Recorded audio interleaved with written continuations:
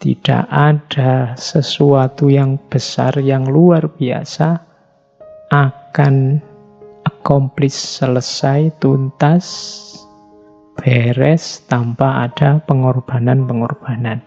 Teman-teman bisa silahkan baca sejarah orang-orang besar yang melakukan hal-hal besar.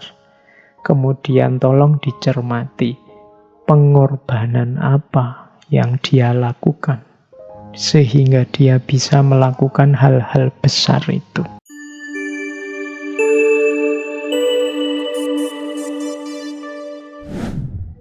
Bismillah. Assalamualaikum warahmatullahi wabarakatuh. Bismillahirrahmanirrahim. Alhamdulillahirabbil alamin. Wa bihi nasta'inu ala umurid dunya waddin. Allahumma sholli wa sallim wa barik ala habibina wa syafi'ina sayyidina wa maulana Muhammadin wa ala alihi wa ashabihi wa man tabi'ahum bi ihsanin ila yaumiddin. Bismillah. Mari kita lanjutkan ngaji filsafat kita. Mari tetap kita niatkan ngaji malam hari ini sebagai ikhtiar kita untuk senantiasa meningkatkan kualitas diri lewat jalan ilmu. Karena betapapun situasi hidup kita, kalau itu kombinasinya dengan ilmu, insya Allah yang lahir adalah kebaikan dan juga keberkahan. Kalau ilmu kita kombinasikan dengan kekayaan, kemungkinan akan lahir inovasi-inovasi. Karena orang berilmu yang kaya berarti dia punya modal. Ketika kaya plus ilmu bergabung, lahirnya inovasi. Sebaliknya, kalau kekayaan itu kombinasinya lawannya ilmu, kebodohan, kemungkinan lahirnya bukan inovasi-inovasi, tapi kerusakan-kerusakan. Kalau ilmu kombinasi dengan kebebasan, insya Allah melahirkan kebahagiaan, kebenaran. Tapi kalau kebebasan ini kombinasi dengan kebodohan, lahirnya chaos, pasti kekacauan. Kalau ilmu kombinasi dengan kekuasaan, insya Allah melahirkan keadilan. Tapi kalau kekuasaan kombinasi dengan kebodohan, kemungkinan hasilnya juga kerusakan, kezaliman. Bahkan kalau ilmu kombinasi dengan kemiskinan, lahirnya insya Allah adalah jiwa-jiwa yang qanaah. Tapi kalau kemiskinan ini kombinasi dengan kebodohan, kemungkinan lahirnya adalah perilaku-perilaku kejahatan. Jadi teman-teman, untuk kualitas diri kita, kemuliaan hidup kita, situasi apapun yang kita alami, kombinasinya akan bagus kalau itu plus ilmu, termasuk saat kita menghadapi bencana seperti hari ini.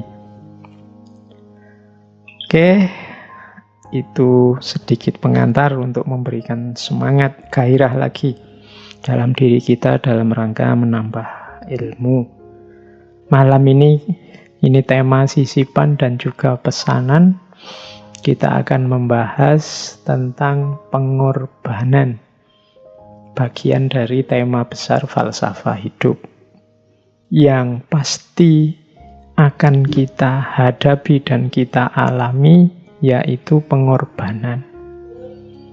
Tidak ada orang yang tidak pernah melakukan aktivitas pengorbanan, meskipun mungkin banyak di antaranya yang tidak sadar. Kita belajar untuk dapat nilai bagus, itu kan juga butuh pengorbanan waktu, pengorbanan tenaga. Kita bekerja juga ada waktu, ada tenaga, bahkan kadang juga korban modal.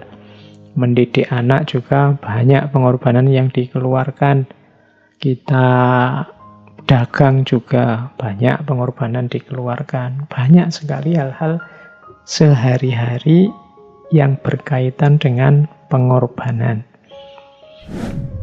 Baik, bismillah, kita mulai kajian tentang falsafah hidup, pengorbanan. Saya awali dari sebuah quotes yang populer sekali, yaitu nothing great was ever accomplished without making sacrifices. Tidak ada sesuatu yang besar, yang luar biasa akan accomplish, selesai, tuntas, beres tanpa ada pengorbanan-pengorbanan. Teman-teman bisa silahkan baca sejarah orang-orang besar yang melakukan hal-hal besar. Kemudian tolong dicermati pengorbanan apa yang dia lakukan sehingga dia bisa melakukan hal-hal besar itu. Pasti akan ditemukan, karena tidak ada orang bisa besar dan melakukan hal-hal besar tanpa ada perjuangan, dan tidak ada perjuangan yang tidak menuntut pengorbanan dalam bentuk apapun. Tidak harus capaian-capaian yang luar biasa seperti mendirikan negara, bahkan mungkin yang sekedar apalah, juara sepak bola kah, atau sekedar meraih gadis impianmu kah, atau semuanya butuh pengorbanan. Tidak ada capaian apapun yang tanpa pengorbanan. Hanya saja mungkin selama ini kita kurang menyelami aspek pengorbanan ini sehingga rasanya berjalan otomatis saja. Kurang strategis, kalau bahasa saya di depan tadi, kita mungkin kurang tahu ilmunya tentang pengorbanan ini. Makanya malam ini ayo kita belajar sehingga pengorbanan yang kita lakukan cocok, pas, tepat guna untuk kehidupan kita. Oke, berlanjut. Apa sih pengorbanan itu? Definisinya banyak. Silahkan dibaca ya teman-teman. Harus banyak baca buku-buku. Harus meluaskan wawasannya. Jangan hanya fokus di satu perspektif, tapi kalau bisa perkayalah dari banyak perspektif. Malam ini saya tidak membawa definisi khusus dari buku, saya ngambil variabel-variabel dari banyak buku yang mendefinisikan pengorbanan. Dari yang saya dapat tentang pengorbanan ini, menurut saya yang dimaksud pengorbanan itu berhubungan dengan beberapa variabel itu. Kalau di saya itu saya sebut ada 6.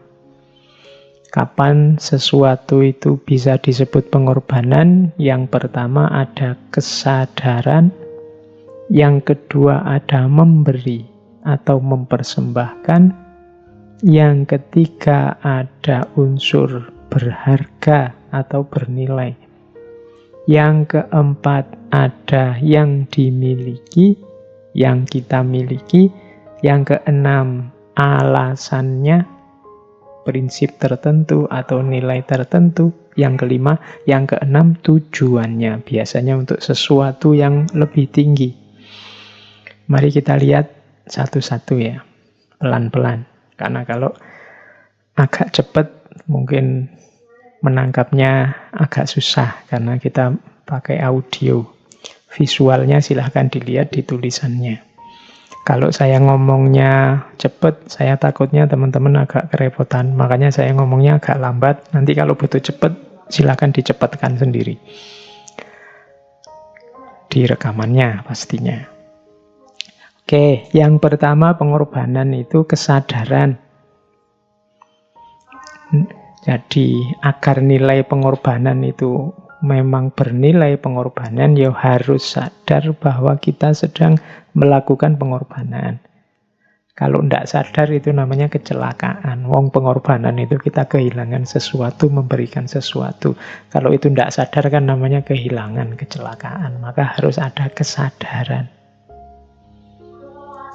Tidak bisa kita bilang rasa-rasanya saya sudah berkorban banyak. Ulah kok rasa-rasanya? Lah memang niatnya ingin mengorbankan apa tidak? Kalau kemarin memang tidak sadar tiba-tiba kehilangan atau tidak sadar tiba-tiba memberikan sesuatu, ya kamu sedang tidak berkorban. Tadi kamu mungkin tertipu atau kamu mungkin sedang kecelakaan karena kamu kehilangan sesuatu padahal ya tidak niat.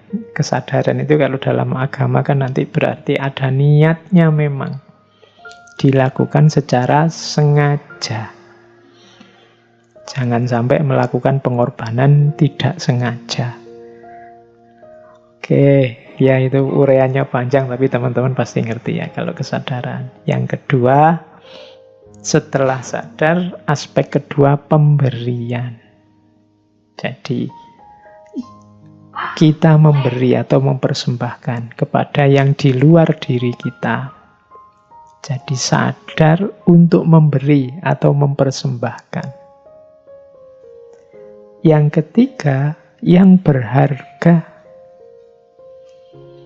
Kalau tidak berharga, ya namanya bukan pengorbanan, tapi mungkin kamu sedang buang sampah, bersih-bersih, yang tidak kamu suka, yang kamu berikan itu bukan pengorbanan.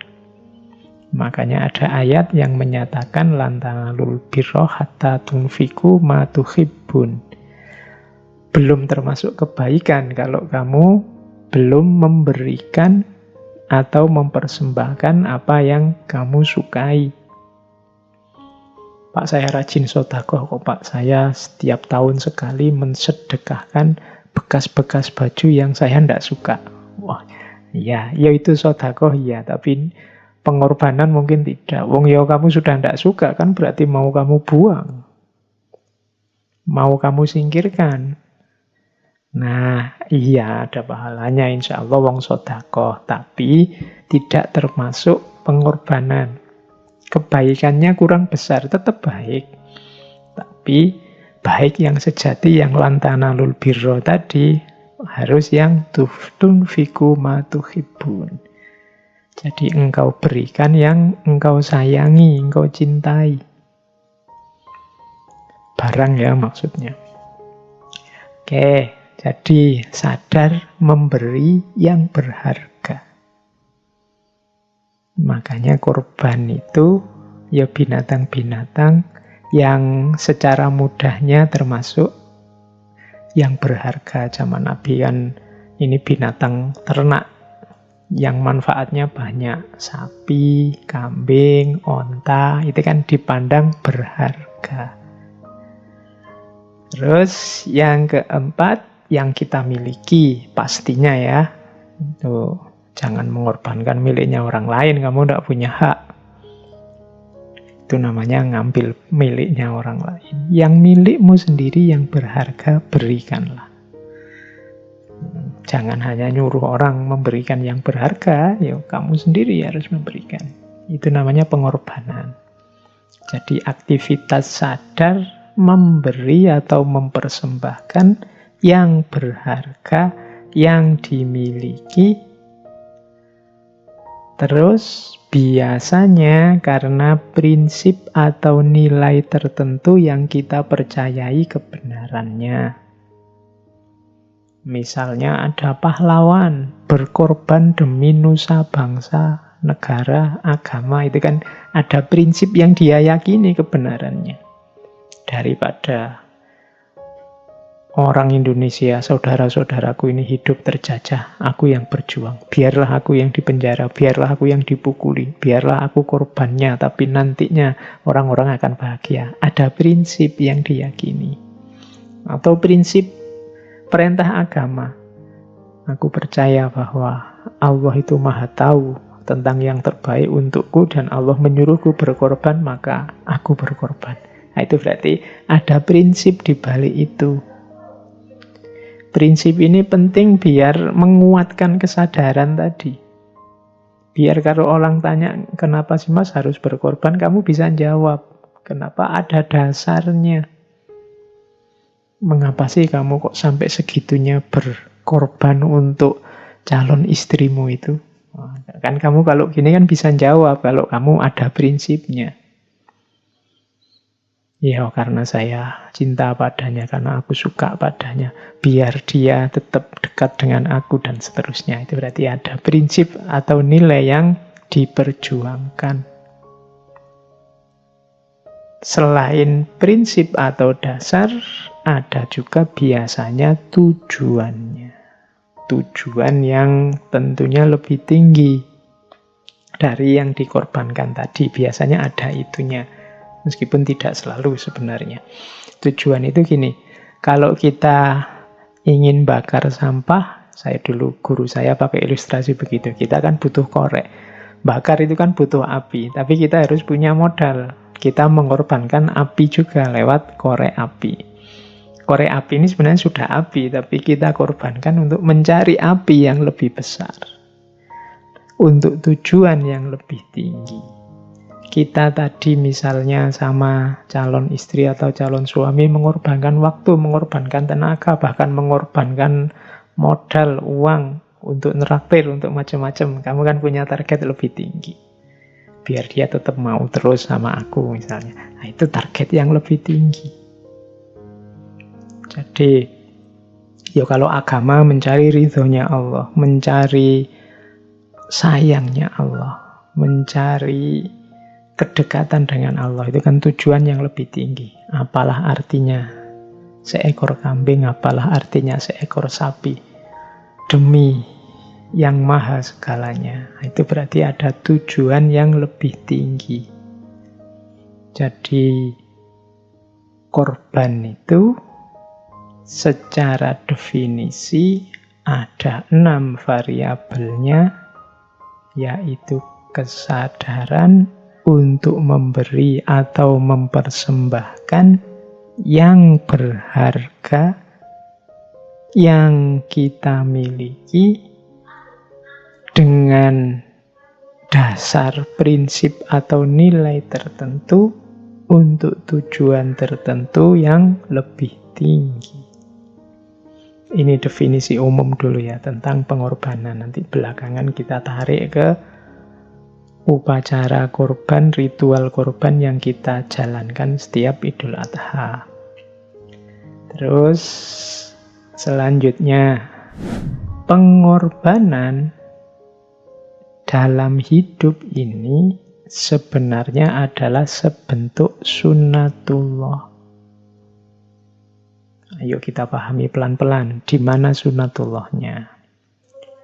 Diawali dari hakikat kehadiran kita di muka bumi. Allah kan berfirman, afa hasibtum annama khalaqnakum abasa, apakah engkau anggap aku menciptakanmu itu iseng? Kehadiran manusia di muka bumi ini kan tidak iseng, tidak kebetulan, tapi ada tujuannya, ada amanah, ada tanggung jawab yang harus dia jalankan. Yang pertama ini, berarti kita tidak boleh sesuka hati karena kita mengemban amanah, kita punya tanggung jawab. Untuk menjalankan amanah dan tanggung jawab ini, kita kan harus berusaha, berjuang, tidak otomatis. Beda dengan semua makhluk yang lain punya tugas masing-masing di muka bumi yang berjalan otomatis. Hewan, tumbuhan, langit, mendung, dan macam-macam itu jalannya sudah otomatis, sudah eksak. Tapi manusia untuk menjalankan amanah dan tanggung jawabnya harus diupayakan, harus diusahakan. Kalau kita diam saja, ya tidak akan jalan amanah dan tanggung jawab itu. Bahkan jalan tapi tidak hati-hati pun kadang-kadang ya keliru. Tidak jadi mengemban amanah, tidak jadi menjalankan tanggung jawab. Maka harus diperjuangkan, dipelajari. Kita belajar ini kan dalam rangka itu. Kita ngaji, kita cari ilmu itu kan dalam rangka itu. Jadi kita hidup di dunia ini ndak iseng, ndak asal, ada amanah dan tanggung jawab yang itu harus diusahakan untuk menjalankannya. Nah, selanjutnya untuk suksesnya amanah tadi, untuk suksesnya usaha dan perjuangan tadi, mau tidak mau kita butuh pengorbanan. Kalau nuruti nafsu keinginan kita, mungkin ya kita nyari enaknya saja, melupakan amanah dan tanggung jawab. Tapi begitu kita ingin serius, kita harus berjuang. Begitu kita berjuang, pasti ada yang dikorbankan. Ya paling tidak mengorbankan keinginan kita untuk sesuka hati. Mengorbankan tenaga, waktu, biaya, dan lain sebagainya. Nah, yang semacam ini sifatnya fitri. Kalau bahasa Inggrisnya necessary, niscaya, pasti begitu. Kalau kita tidak mau berkorban, perjuangan kita tidak sukses. Kalau perjuangan kita tidak sukses, amanah dan tanggung jawab tidak akan terlaksana. Bahwa manusia harus mengusahakan sehingga amanah dan tanggung jawab itu terlaksana, sementara usaha itu menuntut pengorbanan. Itulah yang kita sebut nanti, oh ternyata pengorbanan itu sunnatullah. Orang yang tidak mau berkorban, nyari enaknya sendiri saja, ya tidak jadi sukses menjalankan amanah dan tanggung jawab. Hari ini kan banyak orang mengeluh, macam-macam yang dikeluhkan, macam-macam yang diproteskan. Itu kadang-kadang dari nada mengeluhnya kelihatan orang ini ingin enak terus. Tidak mau sedikit berkorban demi suksesnya amanah dan tanggung jawab kita dalam mengemban tugas sebagai hamba Allah dan khalifatullah. Maka ketika kita besok lusa itu disunahkan untuk berkorban, sebenarnya pelajaran besarnya antara lain adalah mbok yo mental kita itu tidak mental yang manja, yang nyari enak, terus nyari seneng terus. Untuk suksesnya ideal-ideal kita ya memang perlu pengorbanan-pengorbanan. Itu antara lain rahasia kenapa korban ini disunahkan kalau dalam Islam. Nanti kita lihat masih sangat banyak rahasia-rahasia yang lain, hikmah-hikmah yang lain. Oke, jadi teori pertama tentang pengorbanan, yaitu pengorbanan adalah sunnatullah. Yang kedua, ini teorinya masih mirip. Korban adalah modus dalam hidup untuk kita sukses. Nah, ini saya bawa 3 peribahasa sekaligus. 1 bahasa Inggris, 1 bahasa Indonesia, 1 bahasa Jawa. Mungkin teman-teman dari banyak daerah yang lain punya peribahasa masing-masing. Kalau dalam bahasa Inggris ada peribahasa there is no free lunch. Jadi tidak ada makan yang gratis. Jadi kalau tiba-tiba kok temenmu neraktir, kan itu nama lainnya itu. Ayo tak traktir, itu biasanya yo ono karepe, ada keinginannya. Jadi there is no free lunch itu tidak ada makan siang yang gratis. Kenapa kok temanmu itu mau berkorban neraktir kamu, mau berkorban jemput kamu, mau berkorban apalah yang ditujukan padamu, pasti ada pamrihnya. Itu maksudnya pepatah itu begitu. Jadi tidak ada makan siang yang gratis. Lah kok enak minta makan siang tok, apalagi tiap hari. Mesti ono karepe itu. Carilah pasti ada. Itu maksudnya peribahasa itu. Itu menunjukkan bahwa orang itu ya memang begitu. Kalau untuk sampai pada yang dia inginkan pasti ada yang dia korbankan. Ya kalau temenmu tadi ya dengan cara neraktir. Yang kedua, kalau ini dalam bahasa Indonesia, ini sering kita dengar kadang-kadang. Kalau ada orang ngomong, uang bukan segalanya, tapi segalanya perlu uang. Nah, ini saya analogikan tadi pakai korek. Jadi ya butuh modal, butuh ada yang dikorbankan. Maksudnya teman-teman pasti sudah paham, saya tidak harus menjelaskan detail. Ada yang dari bahasa Jawa, Jerbasuki mawa beyo. Kesuksesan itu butuh biaya, butuh modal. Tidak bisa nyari enaknya saja, tidak bisa nyari senengnya saja sesuai keinginan kita. Jadi pengorbanan itu adalah modusnya hidup untuk sukses. Orang yang tidak mau sama sekali berkorban, orang yang hanya nyari enaknya sendiri terus dalam hidup, hati-hati, kemungkinan dia susah nanti suksesnya. Kenapa? Karena kesuksesan itu butuh pengorbanan. Jerbasuki mawa beyo. Apalagi hari ini ya, kalau teman-teman mahasiswa, teman-teman pelajar itu kan sedang galau luar biasa di era COVID ini karena ada biaya tambahan untuk belajar, yaitu online, butuh kuota. Ada yang pakai Zoom, ada yang pakai Google, itu kan nambah biaya tambahan. Tapi ya situasinya memang begitu.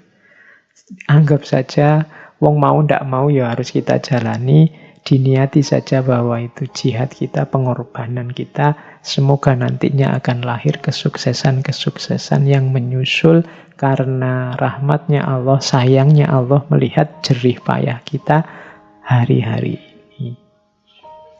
Jerbasuki mawa beyo. Saya bawa satu teori, satu ilustrasi dari buku yang judulnya Think and the Tipping Point.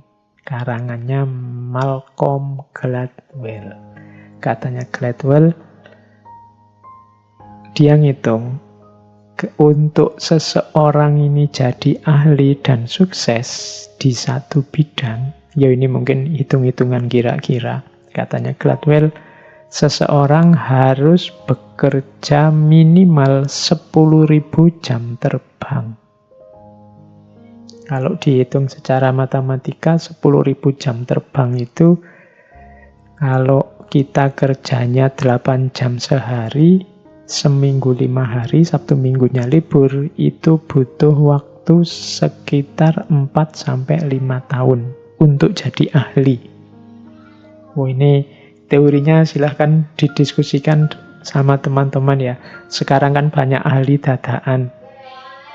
Ada yang baru membaca satu buku, satu kitab, terus merasa ahli. Nah, ahli itu katanya Gladwell tadi dia harus punya 10.000 jam terbang. Berarti 4-5 tahun dia kerja keras mendalami disiplin yang dia inginkan. Itu minimal. Kalau agama ya berarti kamu mondok dulu deh minimal 5 tahun. Itu kalau pakai teorinya Gladwell. Baru lumayan wawasannya. Baru pantes lah kalau disebut ahli. Oke. Ya itu cuma ilustrasi. Ya monggo teman-teman di analisis sendiri apa ya. Atau mungkin bagi yang kapasitasnya besar, cerdas luar biasa, ya mungkin tidak butuh 4-5 tahun lah, sebentar bisa ahli. Ya tapi kapasitas yang besar ini, kapasitas ini kan setiap orang beda-beda, mungkin ada yang lebih lambat, karena mungkin disiplinnya susah atau kapasitasnya tidak terlalu besar. Tapi yang jelas tetap butuh kerja keras dan pengorbanan. Inilah modusnya sukses dalam hidup. Terus, nah sekarang karakter yang mendukung. Karakter yang mendukung ini berarti jiwa-jiwa yang mau berkorban, jiwa-jiwa yang dengan sukarela, rela untuk berkorban, itu jiwa-jiwa yang punya kualifikasi tertentu. Punya karakter tertentu yang bisa mengarah ke sana. Yang pertama apa? Orang yang biasanya mudah dan gampang untuk memberikan persembahan pengorbanan itu orang yang jiwanya punya empati. Empati itu ada filosof hermeneutik namanya Wilhelm Dilthey. Empati itu definisinya adalah transposisi. Empati itu kalau engkau bisa memposisikan dirimu di posisi objek atau orang yang kamu baca, itu empati. Kalau lihat temenmu misalnya sedang sedih karena kuliah tidak lulus-lulus misalnya, nah itu empati, itu kamu ikut merasakan yang dia rasakan. Seandainya aku yang tidak lulus-lulus, betapa sedihnya, betapa galaunya, maka aku pahami kesedihannya, kegalauannya. Itu empati. Seandainya aku yang jadi dokter, jadi perawat yang harus merawat orang-orang yang kena COVID, sebenarnya ya agak enggan gimana, wong itu kewajiban. Dengan resiko dirinya sendiri kena, maka keluhan mereka aku bisa paham. Ini namanya empati. Memposisikan diri di posisi orang yang engkau baca. Seandainya aku yang miskin seperti itu, seandainya aku yang keleleran di pinggir jalan 3-4 hari tidak makan, seandainya aku yang hidup di pelosok pedalaman, jangankan sinyal, misalnya telepon biasa aja tidak nyambung, gimana harus kuliah online misalnya, wah bisa kurasakan kegalauannya kalau sekarang semua harus online, termasuk sekolah, termasuk kuliah. Ini namanya empati. Orang yang punya jiwa empati inilah yang mudah nanti untuk berkorban, mudah untuk diminta pengorbanannya. Semakin besar daya empatinya, biasanya semakin dia mudah toleran, mudah membantu, mudah terjun ke lapangan untuk memberikan apa yang dia miliki. Ini karakter pertama. Maka pupuklah atau hidupkanlah karakter ini dalam dirimu. Semakin banyak orang yang punya karakter empatik ini, mungkin Indonesia ini semakin mudah bangkit dari banyak masalah. Karena selama ini banyak masalah menurut saya muncul karena menipisnya empati dan naiknya ego. Setiap orang hanya tahu dan membaca kebenarannya sendiri, situasinya sendiri, pemahamannya sendiri, kurang keluar untuk mengempati orang-orang di sekitarnya. Oke, terus yang kedua, karakter yang mendukung jiwa korban adalah believe on a just world. Yaitu orang yang punya keyakinan dunia ini bisa ditata, bisa diatur, bisa ditertibkan, bisa jadi adil. Ini dengan kata lain orang yang berpikirnya optimis. Enggak, iya saya akan berkorban demi orang ini bahagia, demi lingkunganku beres, saya akan capek, enggak apa-apa, asal teman-temanku semua kebutuhannya terpenuhi. Loh, ini kan kalau orang enggak berpikir positif, optimis, susah. Kalau orang berpikirnya begini, alah kayak Indonesia ini, mbok presidennya malaikat juga akan tetap kacau. Kemungkinan orang yang berpikir semacam ini tidak akan berjuang lagi sudah. Wong malaikat aja nggak ngatasi, apalagi manusia. Mental belief on a just word-nya tidak keluar. Jadi yakinlah bahwa dunia ini bisa adil kok. Dunia ini bisa ditata. Wong manusia itu punya akal, manusia itu punya budi, bisa diberitahu, bisa diatur. Jadi ini lebih mudah membuat orang mau berkorban. Kita kan males mau berkorban capek-capek, tapi tidak mungkin Indonesia bisa damai, tidak mungkin kita ini bisa tentram, tawuran, ya wes. Tidak jadi berarti. Ngapain kita capek-capek korban, ngapain kita capek-capek ngasih orang lain, sudahlah, tidak usah. Nah, tidak believe on a just word. Percayalah, mungkin kok lahirnya keadilan di muka bumi ini. Nah, ini orang yang mentalnya begini, biasanya lebih mudah untuk dituntut berjuang, dituntut berkorban.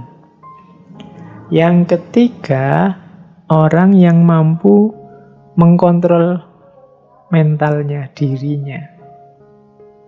Kalau di situ ditulis mengontrol diri secara internal. Nama lainnya orang yang menguasai dirinya.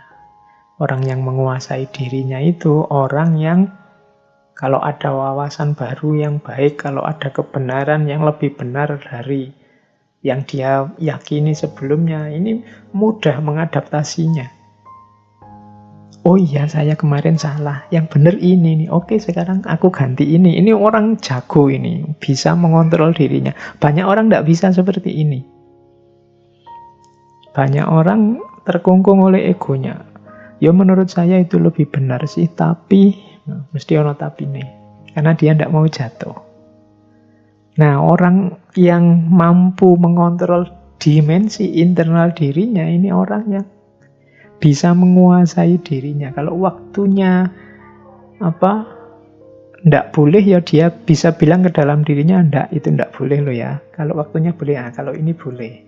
Nah, kalau ini bagus, meskipun bukan milikku, tapi menurutku itu bagus. Tapi yang ini menurutku jelek, meskipun ini milikku sendiri. Ini susah orang bisa objektif dan mengontrol dirinya untuk berlaku objektif seperti ini. Tapi semakin orang bisa begini, semakin mudah dia berkorban. Misalnya, korban itu membawa kepuasan diri loh. Kalau kita lihat orang lain bahagia, kita pun akan bahagia. Loh, ini orang yang bisa mengontrol dirinya, dia bisa bahagia beneran dengan cara memberi orang lain. Kenapa kok bisa begitu? Ya karena dia sudah mampu menaklukkan dirinya. Itu yang ketiga. Dan yang terakhir, ego yang rendah. Ego yang rendah tadi, kayak tadi kan empati lawannya ego. Semakin rendah ego, semakin mudah orang berkorban. Semakin tinggi ego, semakin susah berkorban, atau kalau melakukan korban, pamrihnya besar. Nah, teman-teman, berarti lahirkan jiwa-jiwa penuh pengorbanan antara lain dengan cara peliharalah empati dalam dirimu, percayalah akan adanya dan mungkinnya dunia yang adil, tertib, baik, kuasai dan kontrol dirimu, dan yang terakhir, egomu jangan terlalu tinggi. Semakin tinggi egomu, semakin susah engkau berkorban untuk orang lain. Karena pikiranmu hanya tentang dirimu saja. Seolah-olah dunia ini isinya hanya engkau, dan seolah-olah engkau yang paling penting di muka bumi ini. Yang semacam ini biasanya susah berkorban, bahkan mungkin dia menuntut orang lain berkorban untuk dirinya. Jadi, teman-teman, mulai sekarang latihan ini. Karena tadi ya, kenapa sih Pak kok tidak menghidupkan jiwa penuh pengorbanan? Loh, wong sukses itu butuh pengorbanan, seperti yang saya jelaskan di depan. Dan yang kedua, ternyata sunatullah dalam kehidupan ini, kalau kita ingin menjalankan amanah dan tanggung jawab sebagai makhluk Allah, Abdullah dan Khalifatullah, ya kita harus mau dan harus mampu berkorban. Terus kita lanjutkan. Selanjutnya, pengorbanan adalah manifestasi dari satu watak yang kita kenal sebagai cinta. Orang itu kalau mode hidupnya adalah cinta, maka pengorbanan itu bukan sesuatu yang berat. Kalau orang sudah jatuh cinta, tadi kan di antara yang memudahkan orang berkorban itu kan ego yang rendah. Dalam cinta, bahkan ego ini bisa serendah mungkin, ada yang bilang bahkan sampai hilang. Karena dalam cinta, yang ada di pikiran, yang hidup dalam diri seorang pecinta adalah yang dia cintai. Bagi orang yang seperti ini, bahkan hidupnya sendiri adalah persembahan terhadap yang dia cintai. Maka pengorbanan itu dekat dengan cinta. Pengorbanan yang tulus adalah manifestasi dari cinta yang juga tulus. Rumus pertama itu. Sebaliknya, kalau engkau cintamu tulus, maka akan lahir dari situ pengorbanan yang sama tulusnya. Tapi kalau cintamu berpamrih, ya pengorbanannya menanti balasan, menanti terwujudnya pamrih tadi. Jadi ini ada hubungan timbal balik. Orang yang pecinta sejati akan terdidik dirinya untuk mudah melakukan pengorbanan. Dan orang yang membiasakan dirinya untuk berkorban, menghidupkan karakter-karakter seorang yang mudah berkorban, maka akan terbentuk jiwa pecinta dalam dirinya. Kalau cintanya masih berpamrih, ya pengorbanannya juga masih berpamrih. Masih pingin balesan. Kamu sudah tak traktir hampir tiap malam minggu, masa di WA saja ndak bales? Nah, itu mungkin ada pamrihnya. Minta dibales. Minta rewardnya. Minta balasannya. Kalau masih ada pamrih-pamrih berarti belum tulus. Ya pengorbanannya juga belum tulus. Dikalkulasi terus, dihitung terus. Selama aku bersamamu, sudah habis berapa aku? Nah, itu berarti masih kalkulasi-kalkulasi yang berpamrih, bukan cinta. Maka biasakan berkorban, biasakan melakukan pengorbanan. Selain tadi dia sebagai jalan untuk sukses, dia juga sebagai manifestasi dari cinta. Oke, saya lanjutkan. Jadi manfaat pertama itu. Selanjutnya, pengorbanan juga punya nilai pembebasan diri dari ego. Orang yang berkorban itu kan orang yang sedang nantang egonya. Manusia itu kan biasanya ingin senangnya sendiri, ingin enaknya sendiri, ingin benarnya sendiri. Sementara dalam berkorban, itu orang melakukan yang sebaliknya. Dia ingin orang lain bahagia. Dia ingin yang dia miliki diberikan pada orang lain. Jadi ini kan nabrak semua dengan ego. Maka berkorban itu ekuivalen dengan ketika orang membebaskan diri dari egonya. Jadi lanjutannya cinta tadi, berkorban itu manifestasi dari cinta, dan berkorban itu pembebasan diri dari ego. Ya, karena kalau egonya masih besar, pengorbanannya juga biasanya masih ada pamrih-pamrih egoisnya. Jadi pamrih egois itu, contohnya di situ saya tulis misalnya kalau ada orang ngomong, loh, saya melakukan ini demi cinta misalnya. Karena aku mencintaimu maka aku lakukan ini. Sudah aku korbankan macam-macam banyak hal untukmu. Nah, ini menunjukkan sebenarnya ya pusatnya masih aku. Kalau pusatnya masih aku, masih egois. Kalau masih egois, biasanya pengorbanannya belum tulus. Masih ada pamrih-pamrih. Maka pengorbanan ini, selain dia jalan kesuksesan, selain dia akan melahirkan pribadi yang penuh cinta, sekaligus dia akan melatih kita untuk tidak terkungkung oleh ego. Selanjutnya, pengorbanan juga punya manfaat apa? Melatih diri kita untuk tidak terikat. Kalau urusan harta berarti kalau bahasa Jawanya tidak kedunyan. Kalau urusan uang berarti tidak moto duiten. Kalau urusan, pokoknya tidak terikat dunia. Tidak terikat dunia itu ya, dunia itu tidak terlalu berat dan tidak terlalu kita berati dalam hidup ini.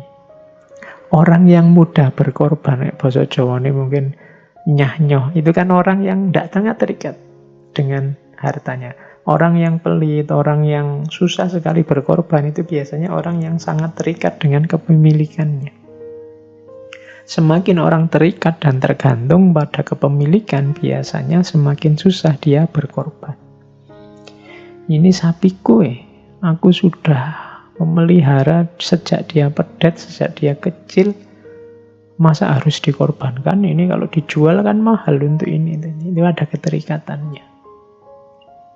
Jadi pengorbanan melatih kita untuk tidak terikat. Kenapa? Karena semakin terikat kita dengan dunia, semakin berat langkah kita untuk mendekat ke Allah, untuk ilaihi roji'un. Maka agama di antara hikmahnya mengapa kita, kalau dalam Islam disunahkan untuk berkorban, untuk melatih jiwa kita agar tidak terlalu terikat oleh dunia. Melatih kita untuk menyapih dunia. Karena kalau tidak, kalau kita nyusu terus ke dunia, kita tidak akan jalan-jalan ilaihi roji'un. Kita tidak akan bergerak mendekat ke Allah. Maka banyak sarana oleh Allah diberikan biar kita ingat dan segera sadar tugas kita adalah kembali kepadanya. Dunia hanya media, hanya alat, hanya sarana. Jangan memberati kita dan jangan dijadikan tujuan. Nah, berkorban dan pengorbanan itu mendidik jiwa secara luar biasa untuk tidak terikat oleh dunia. Nah, teman-teman, ada berapa tadi ya? Ternyata mentalitas orang yang rela berkorban itu ada banyak manfaatnya. Selain tadi merintis jalan untuk sukses, kemudian juga pembebasan diri dari ego, kemudian juga melahirkan jiwa yang penuh cinta, dan juga melatih kita untuk tidak terikat oleh dunia. Selanjutnya, ada lagi ternyata manfaatnya apa? Logika tirakat. Logika tirakat itu maksudnya apa? Berkorban. Ini adalah gaya hidup yang menggunakan logika tirakat. Logika tirakat itu apa? Tirakat mungkin kalau yang teman-teman Jawa sudah akrab ya. Istilah tirakat dekat dengan bahasa Jawa taroka. Taroka itu meninggalkan. Tirakat itu tarak. Jadi menjauh sebentar dari dunia. Kenikmatan-kenikmatannya, hiruk pikuknya, untuk menggembleng diri pada saatnya kalau nanti sudah tangguh. Kembali lagi ke kancah kehidupan nyata. Itu tirakat namanya. Nah, pengorbanan ini adalah salah satu modus, salah satu cara untuk bertirakat.